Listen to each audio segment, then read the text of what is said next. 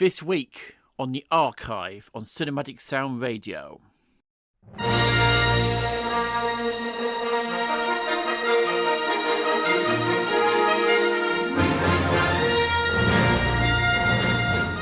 Today's show is literally a show or two halves. We kick off by acknowledging the release of the latest film in the Star Wars series, The Last Jedi, by looking back at scores from films influenced by the success of the series set in a galaxy far, far away. First, we sample music from Stu Phillips' memorable score from the pilot of Battlestar Galactica, Saga of the Star World. Then we hear selections from the Ice Pirates composed by Bruce Broughton, John Barry's score to The Black Hole, and finish the half with a suite from Hyperspace by Don Davis. Ben.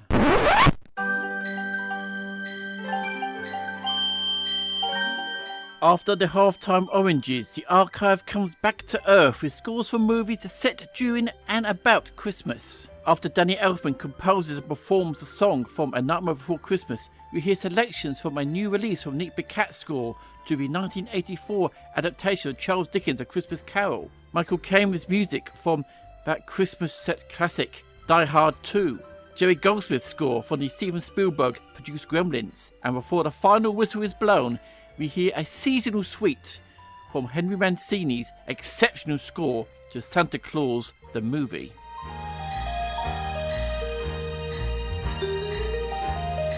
My name is Jason Drury.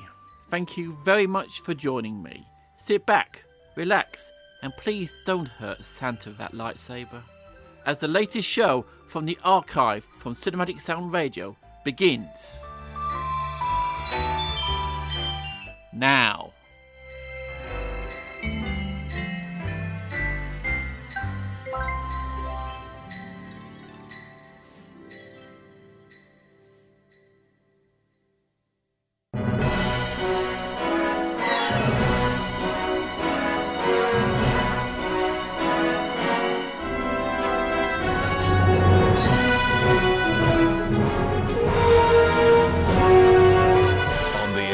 Streaming on the web since 1996, this is Cinematic Sound. Hello everyone, and welcome to Cinematic Sound Radio's archive. I'm Jason Drury, coming to you from Ramsgate, Kent, England.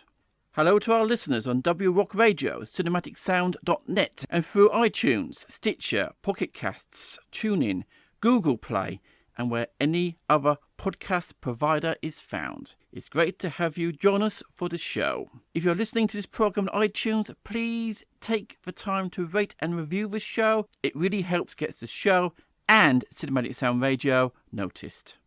This version of Cinematic Sound Radio is dedicated to new releases and new recordings of older scores from film and television. During each program, I will mine the vast film music archive with my very own Cinematic Sound Radio shovel to unearth beloved favourites and forgotten gems. Today's show, as you have already heard, is split into two contrasting parts. Later, we will get into the Christmas spirit by sampling scores from movies about and set during Christmas. But first, the archive acknowledges the latest Star Wars film, The Last Jedi, in the only way it knows how, by not playing any of its music. If you want to listen to an extended suite of John Williams' latest score, and seriously it is well worth a listen, Eric Wood's latest show will be your destination. Here, we'll be playing music from movies influenced by the success of what the original Star Wars achieved in 1977, with mixed results. We begin by going back to 1978, and music from a TV series pilot whose influence from Star Wars caused 20th Century Fox to start legal proceedings against them for suspected plagiarism. Battlestar Galactica was created by Glenn A. Larson and starred Lorne Greene, Richard Hatch and Dirk Benedict.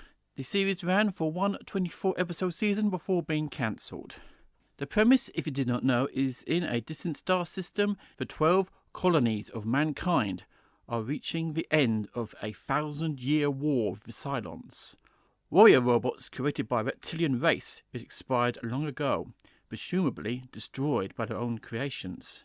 Humanity was ultimately defeated by a sneak attack on their homeworlds by the Cylons, carried out with the help of a human traitor, Count Boltar, played by John Kilokis. Protected by the last surviving warship, a battlestar named Galactica, the survivors flee in any available ships. The commander of the Galactica, Adama, played by Lon Green, leads this ragtag fugitive fleet of 220 ships in search of a new home. They begin a quest to find the long-lost 13th tribe of humanity that is settled on a legendary planet called Earth.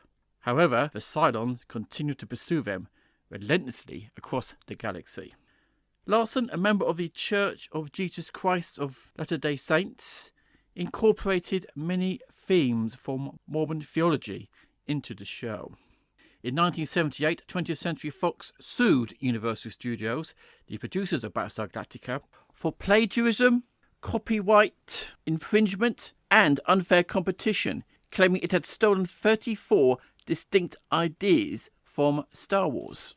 Universal then countersued, claiming that Star Wars had stolen ideas from their 1972 film Silent Running, notably the robot drones and the Buck Rogers serials of the 1930s. The lawsuit was then resolved without trial. The 3-hour pilot to Battlestar Galactica, Saga of a Star World, at $7 million, the most expensive ever made at that time, was also released theatrically in Sensurround in various countries, including Canada, Japan, and Western Europe in July 1978, and in the United Kingdom in April 1979 in an edited 125-minute version, which is the first time I ever encountered Battlestar Galactica at my local cinema, and have been a fan of the show ever since. I still fondly remember the noise of the Viper engines, so loud in that Sensurround. The series creator wanted the score to the series to be sweeping and classical in a style like Star Wars. To accomplish this, Larson turned to his longtime collaborator Stu Phillips, who had worked on shows with Larson up to this point, such as the pilot to the $6 Million Man, Quincy and MacLeod. To perform the pilot score, Larson and Phillips wanted also a big-name symphony orchestra to record the music, like the LSO did for Star Wars. Fortuitously, the Los Angeles Philharmonic had a respite in their summer schedule, and their manager was seeking a way to broaden their audience. Recorded over 5 days of double sessions, ironically at the 20th Century Fox scoring stage in June 1978, the Universal scoring stage was too small to accommodate a 90 to 100-piece orchestra. Phillips' multi-themed score is not only a highly enjoyable and dramatic listening experience, but features one of television's all-time great themes. John Williams at one point even dropped in on the recording sessions to see if any of his Star Wars music had been plagiarised. He was so satisfied that this was not the case that he asked Phillips to create a concert suite for performance for the Boston Pops.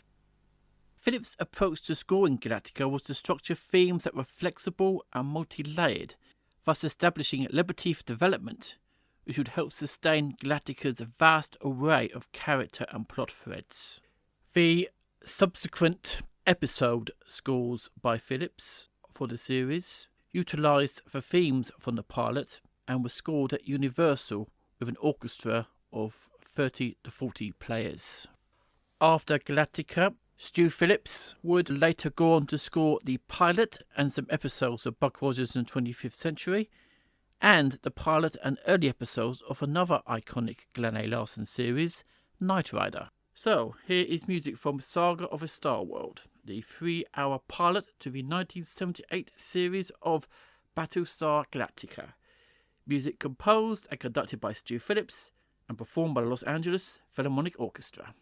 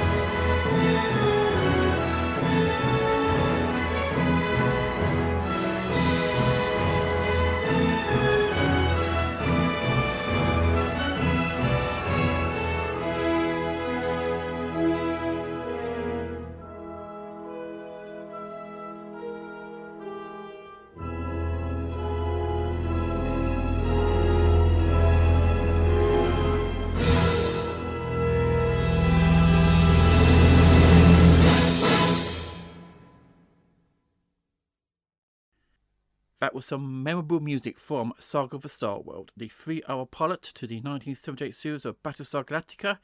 Music composed and conducted by Stu Phillips and performed by the Los Angeles Philharmonic Orchestra. The score album was released by Entrada Records in 2011, but sadly is unavailable at this time.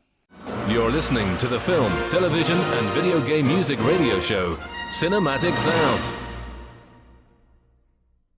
Welcome back to the show. Next up is music from The Ice Pirates, the 1984 comedy science fiction film directed by Stuart Raphael, who co-wrote the screenplay with choral writer Stanford Sherman. The film stars Robert Urich, Mary Crosby and Michael D. Roberts. Other notable featured actors are Angelica Houston, Ron Perlman, Bruce Valanche, John Carradine and former American football player John Matsuzak. In the far future, water is the most valuable substance. 2 space pirates are captured, sold to a princess, and recruited to help her find her father, who disappeared when he found information dangerous to the rulers. A real space opera clearly made the cash-in on the success of Star Wars, with sword fights, explosions, fighting robots, monsters, bar fights and time warps. The film is also noteworthy for its cheeky, obvious cut-rate production values, mid-80s colourblind casting, sexual frankness and near deliberately slack sitcom direction. Despite all this, it proved to be a moderate box office success, grossing a domestic total of over $14 million on a $9 million budget. It was widely panned by critics except for one, Dwayne Burge from The Hollywood Reporter, who cited as one of the film's strongest assets the jaunty musical score of Bruce Broughton, which melds action with comedy in a flowing, rhythmically upbeat tempo. This would only be Broughton's second feature film after The Prodigal in 1983. At the time, Broughton was best known for his television work that included Hawaii Five-0, Quincy and Dallas. It was Broughton who scored the classic episode of Dallas when J.R. was shot. His experience in scoring television on a shoestring budget came in very handy for the Ice Pirates, which was scored for a wind ensemble, no strings apart from a few basses, electronics, electric guitar and percussion. The score has 3 themes: an heroic brass anthem for the pirates, a theme for the film's hero, Jason, played by Urich, composed for synthesizer and electric guitar, and a haunting electronic love theme for Karina, played by Crosby, with its latter half quoting Jason's descending melody. In addition to this, the score features many standalone set pieces, all of which showcase Broughton's ability of making his music sound exciting and large, despite the extreme budgetary constraints. So now in the archive, here is music from the original motion picture score to The Ice Pirates. Music composed and conducted by Bruce Broughton.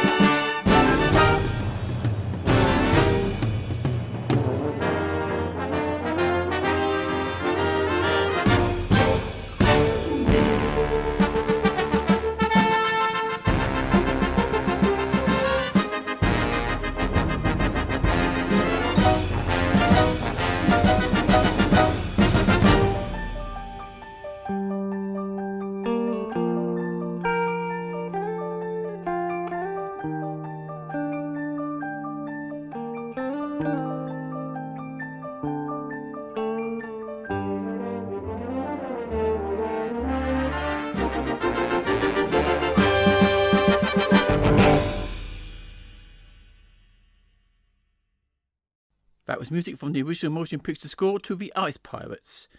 Music composed and conducted by Bruce Broughton, with the CD available on FSM Records. A highly recommended, entertaining listen.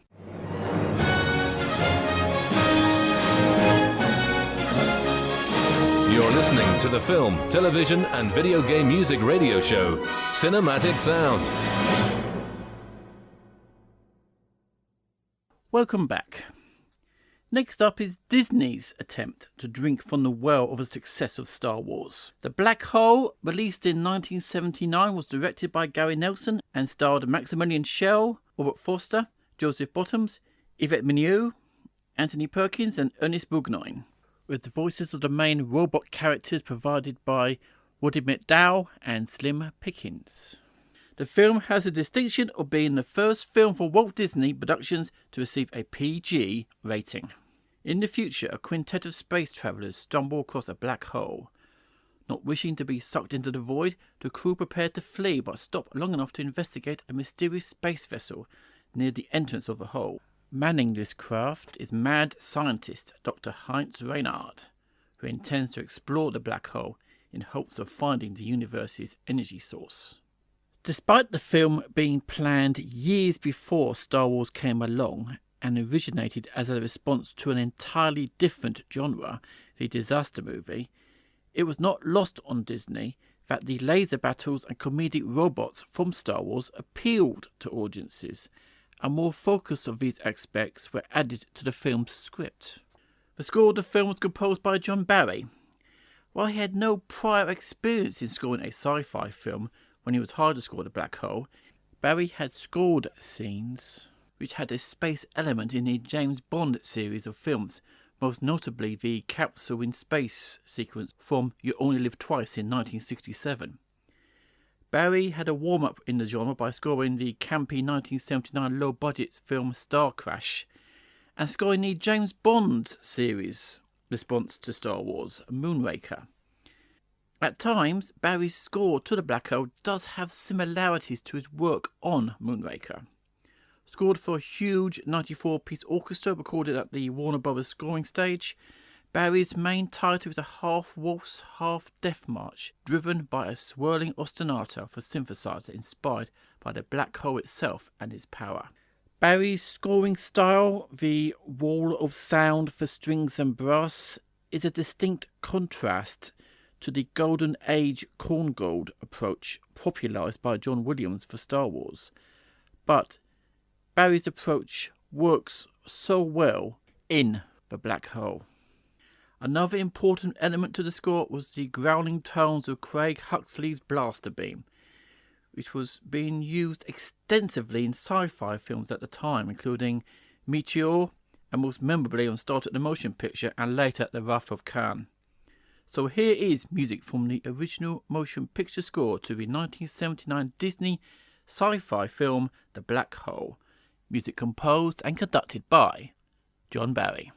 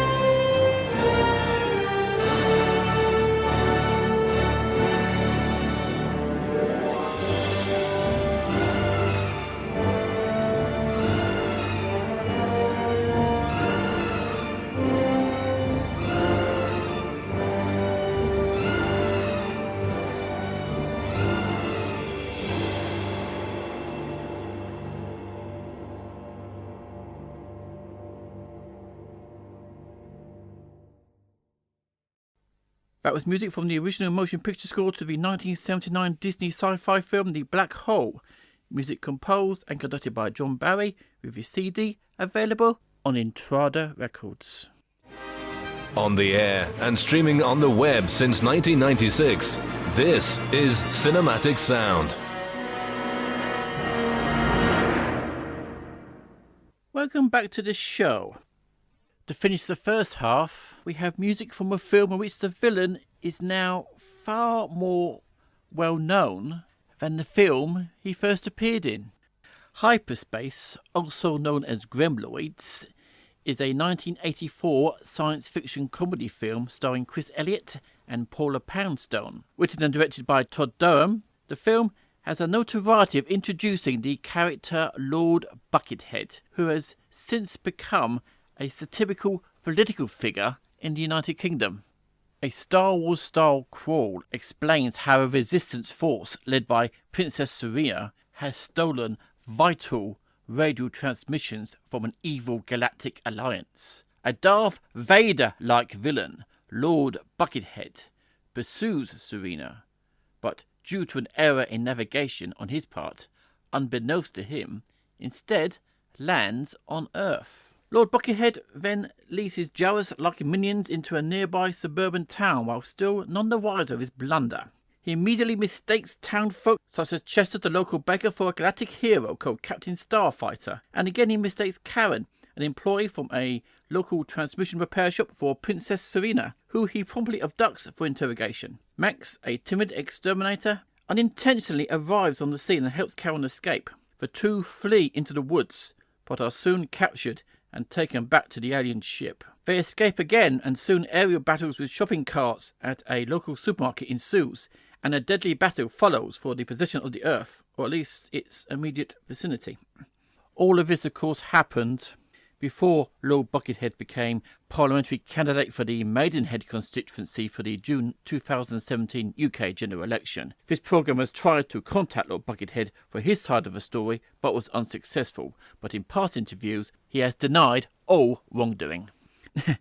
The score to accompany all this silliness was composed by Don Davis.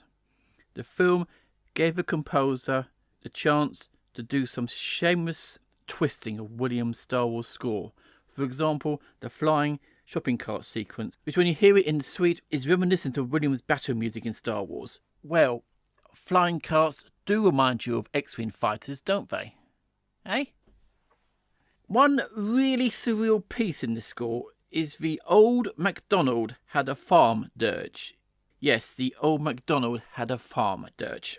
For the scene when Lord Buckethead has a run-in with a cow doing what cows do. Naturally, he takes out the animal. Grief-stricken, the locals hold a funeral service, and the murdered bovine is peacefully laid to rest. Davis's arrangement is truly heartrending. Really, it is heartrending.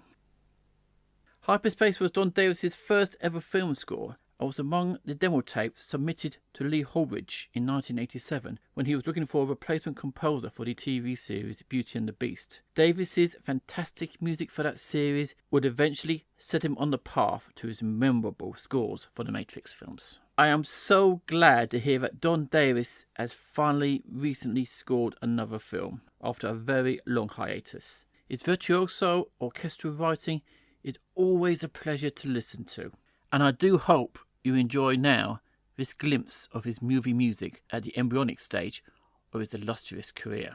So, to bring this first part of the archive to a close, here is music from the original motion picture score to HYPERSPACE. Music composed and conducted by Don Davis. The music coming from a disc released in 1993 by Prometheus Records.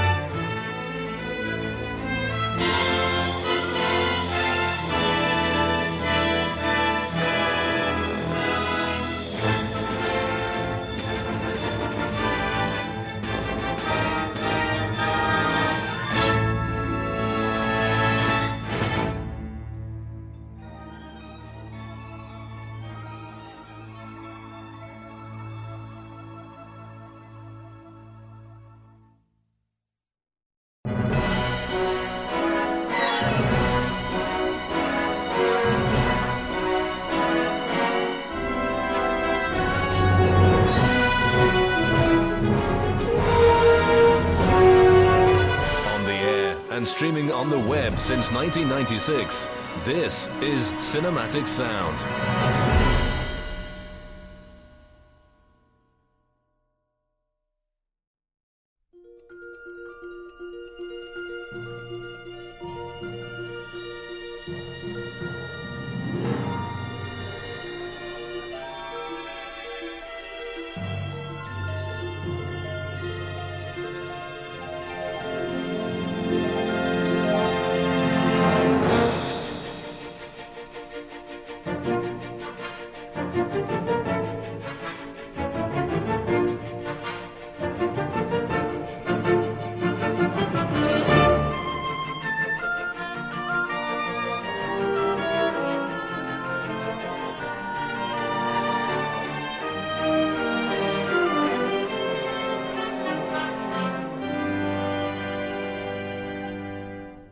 What's this? What's this? There's color everywhere. What's this? There's white things in the air. What's this? I can't believe my eyes. I must be dreaming. Wake up, Jack. This isn't fair. What's this?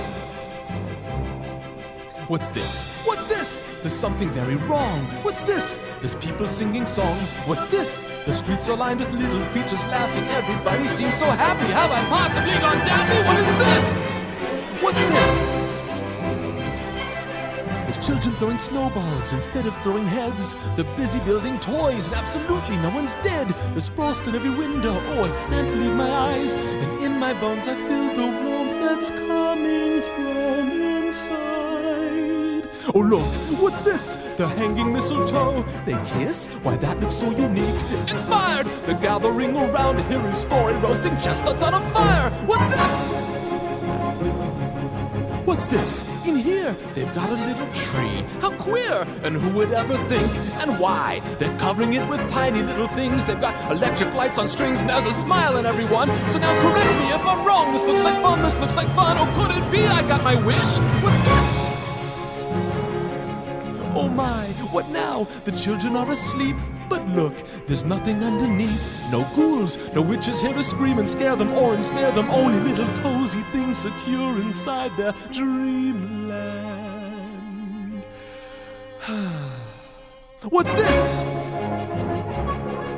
The monsters are all missing and the nightmares can't be found. And in their place there seems to be good feeling all around. Instead of screams, I swear I can hear music in the air. The smell of cakes and pies are absolutely the sights, the sounds, they're everywhere and all around. I've never felt so good before. This empty place inside of me is filling up. I simply cannot get enough. I want it, oh I want it, oh I want it for my own. I've got to know what is this place that I have found. What is this? Christmas Town?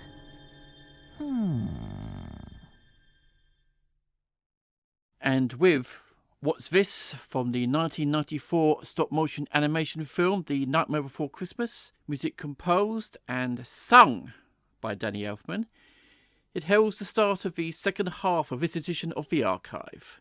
I'm Jason Drury and I hope you're enjoying the show so far. We now move away from galaxies far, far away and concentrate on more seasonal matters. The archive is now spotlighting music from films about Christmas and some that just happen to be set during Christmas. We start with music from a lavish TV film from 1984 of a classic Christmas tale, A Christmas Carol.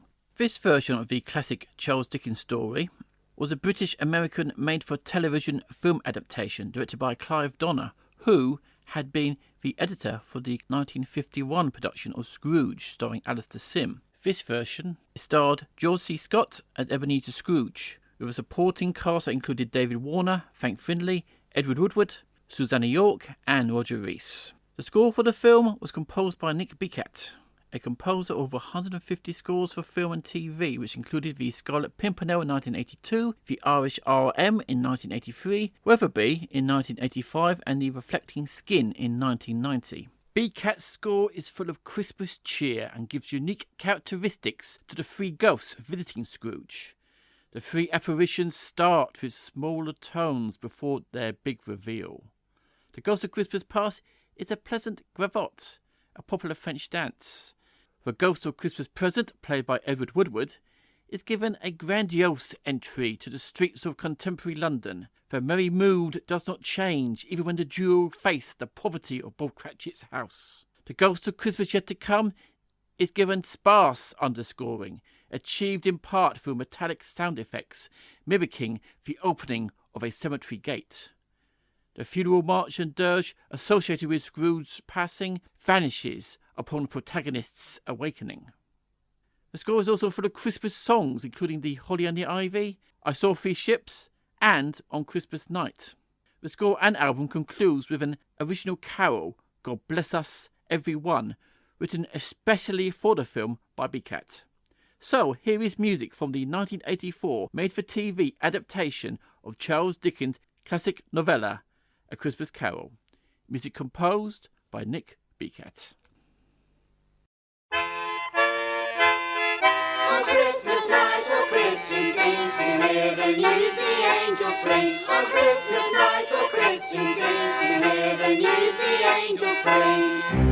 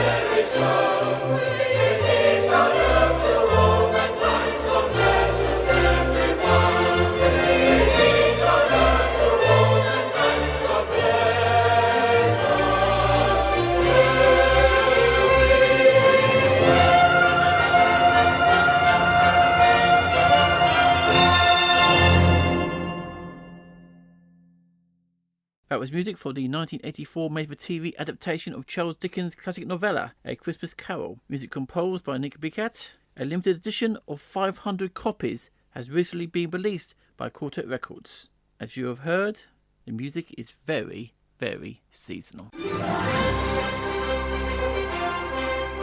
On the air and streaming on the web since 1996, this is Cinematic Sound.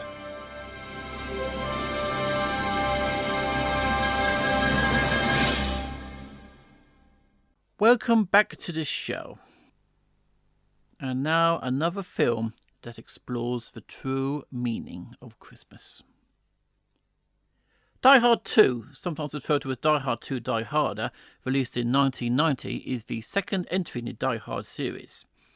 It was directed by Rennie Harlin, written by Stephen E. D'Souza and Doug Richardson, and stars Bruce Willis as John McClane. The film co-stars Bonnie Bedelia, William Sadler, William Atherton, Dennis Franz, and Frank Dalton Thompson. The screenplay was adapted from Walter Rage's novel 58 Minutes. As with the first film, the action in Die Hard 2 takes place on Christmas Eve. McClane is waiting for his wife to land at Washington Dulles International Airport when terrorists take over the air traffic control system. McClane must stop the terrorists before his wife's plane and several other incoming flights that are circling the airport run out of fuel and crash. During the night, McClane must also contend with airport police, maintenance workers, and a military commander, all of whom do not want his assistance. The music, like the first of the series, was composed by Michael Kamen.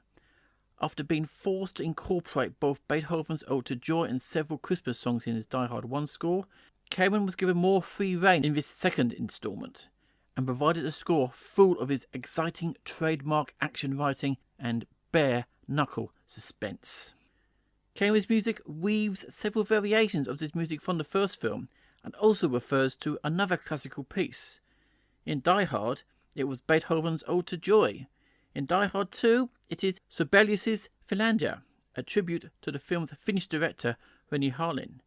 This is quoted in fragments throughout the score until the climax, when it is heard in its almost complete form. I personally thought Kamen's music for the first two Die Hard films were, like the films themselves, homages to the disaster film genre.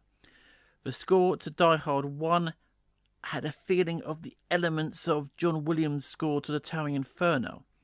In Die Hard 2, I always hear the DNA of John Cassavetes' music for the Airport series of films melded into Kamen's soundscape. Well, in my opinion, Die Hard 2 could easily have been called Airport 90 if they had found a way of adding George Kennedy to the cast. So here is another film that makes you wonder about the true meaning of Christmas and how to stop terrorists taking over a major airport. Here is music from the original motion picture score to Die Hard 2, music composed and conducted by Michael Kamen.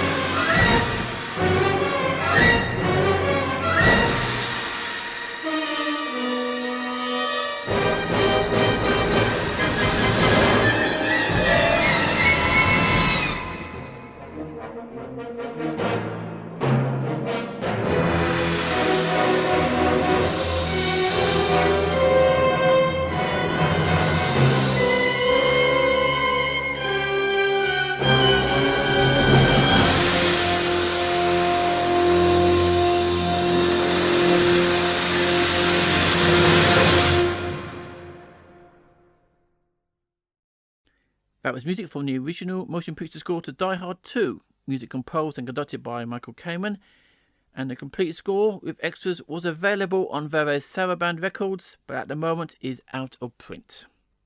Yippee-ki-yay, Melon Farmer. On the air and streaming on the web since 1996, this is Cinematic Sound. Welcome back, and we continue the Christmas spirit on the archive with Gremlins from 1984, directed by Joe Dante with Steven Spielberg as executive producer and starring Zach Gallihan, Phoebe Cates, Dick Miller and Hoyt Axton. The film is about a young man who receives a strange creature called a mogwai as a pet, who then spawns other creatures who transform into small, destructive, evil monsters. The story is continued with a sequel, Gremlins 2, A New Batch, in 1990. Unlike the lighter sequel, Gremlins opts for more black comedy, balanced against a homely Christmas time setting. Gremlins was a commercial success and was positively received by critics. However, the film was also heavily criticised for some of its more violent sequences. In response to this, and to similar complaints about Indiana Jones and the Temple of Doom, producer Spielberg suggested that the Motion Picture Association of America altered its rating system, which it did within 2 months of the film's release. The music of this film came from Jerry Goldsmith, who came on board after spawning a good working relationship with Dante on the previous year's Twilight Zone the movie. This would continue a long collaboration between Dante and Goldsmith, which would continue right up to the composer's death in 2004, with Goldsmith's last film score being the director's Looney Tunes Back in Action. Goldsmith's music is an elaborate mix of electronics and large orchestra. Having scored every type of horror and suspense subject, Goldsmith found Gremlins an unusual challenge. "I have never done anything like this before," Goldsmith says in an interview. "It starts out sweet and gentle, and then all of a sudden, bang! You find out that the Gremlins are these nasty little buggers, and so the music takes on a totally different tune." To underscore the Gremlin chaos, Goldsmith utilised a sort of old-time rag, with the feel that the music is harking back to the time of the early days of cartoon animation, with a modern electronic twist, as well as a synthesised yowl like a meowing of a cat. Goldsmith's score also uses a diabolical solo fiddle, which he used so well in his Twilight Zone score The Invaders way back in 1961. The composer also appears in the film with Steven Spielberg at a salesman's convention, but his cameo is not as memorable as his appearance in the second Gremlins film. Rats! Rats! So, here is music from the original motion picture score to Gremlins. Music composed and conducted by Jerry Goldsmith.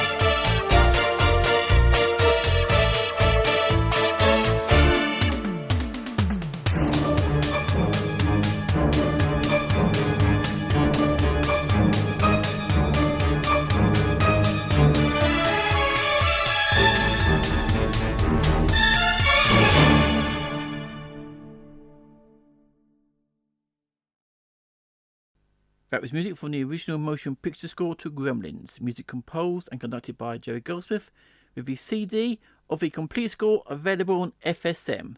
Just don't play it after midnight, you have no idea what may happen.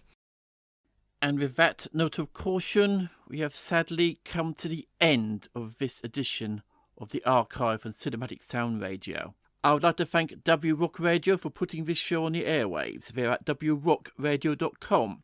Feel free to reach out to Cinematic Sound Radio by emailing at cinematicsound@yahoo.com, and don't forget to visit cinematicsound.net to hear an archived version of this show and many years of previous programming. The show is also on iTunes, and if you are listening to us through iTunes, please rate and review the show. I would also like to thank Tim Burden for providing his voice on the bumpers and stingers you hear, David Cosina for writing Cinematic Sound Radio's intro music, and of course, Eric Woods for letting me loose on his station. I leave you today with music from a film which is becoming a modern Christmas classic. Santa Claus the Movie, known on screen as simply Santa Claus, from 1985, starred Dudley Moore, John Lithgow and David Huddleston in the title role. It was produced by Alexander and Ilya Solkind and directed by Janet Swartz. The film chronicles the origins of Santa Claus, who, along with his wife Anya, played by Judy Cornwell, goes from being a simple working man to becoming an international icon of Christmas. At the same time, the film also tells a contemporary story of which one of Santa's elves, a visionary named Patch, played by Dudley Moore, sets out to employ Santa's toy-making methods on his own, unaware that he might be ruining the magic of Christmas in the process. The film was a financial failure at the time of release and received mostly negative reviews from critics. Since then, it has gained a cult following and has become one of the most watched Christmas movies of all time. The music for the film was provided by Henry Mancini. After 1985, you rarely found Mancini composing dramatic music. However, this changed with two scores: the Tobe Hooper sci-fi horror Life Force and Santa Claus. With the 85-piece National Philharmonic Orchestra and Chorus, Mancini produced a lavish, magical score which proved his gift for dramatic score composition, honed in the 1950s for films such as The Creature from the Black Lagoon and It Came from Outer Space, was still there. Mancini made references to traditional Christmas music in his score. One thing we had to satisfy was that you can't have a picture about Christmas or Santa Claus and not touch on the traditional, said Mancini in an interview. I decided it would be a good idea to get all those numbers in one piece, rather than spotting them here and there throughout the film. So on Santa's first flight, I used them in a piece by itself. The Christmas Rhapsody Mancini was referring to finishes off the suite you're about to hear. Of the 1 hour 45 minutes of the film's length, there is an hour 20 minutes of music in the picture, all of it of pure quality. I bought the 3-disc quartet record release of this score last year, and it is now a go-to score for me to listen to every year at Christmas time. So, to finish today's show, here is music from the original motion picture score to Santa Claus the Movie, released in a 3D set by Quartet Records. The music is composed and conducted by Henry Mancini and performed by the National Philharmonic Orchestra and Chorus. Thank you very much for listening. I do hope you enjoyed today's show, and until the next time I dig up more items for Cinematic Sound Radio's archive in 2018, from me, Jason Drury, is take care, happy listening, and Merry Christmas.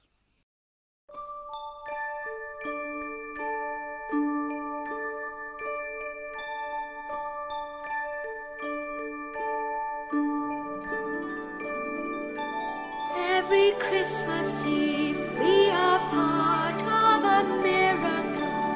Every girl and boy shares the joy if they believe.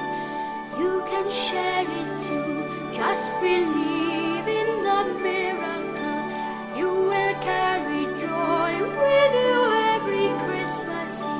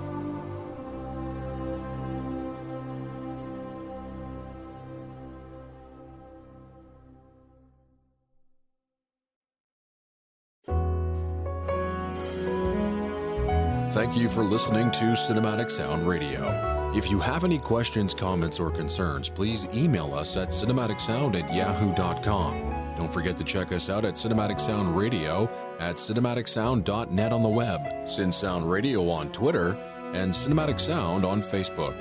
And if you listen to us on iTunes, why don't you take a moment right now and rate the show and write a brief review. All reviews help us get noticed on iTunes. And don't forget to tell all your friends about the program as well. Share the show on your favorite social media network. We really appreciate all the support. And don't forget to check out our affiliate at WRock Radio at WRockRadio.com.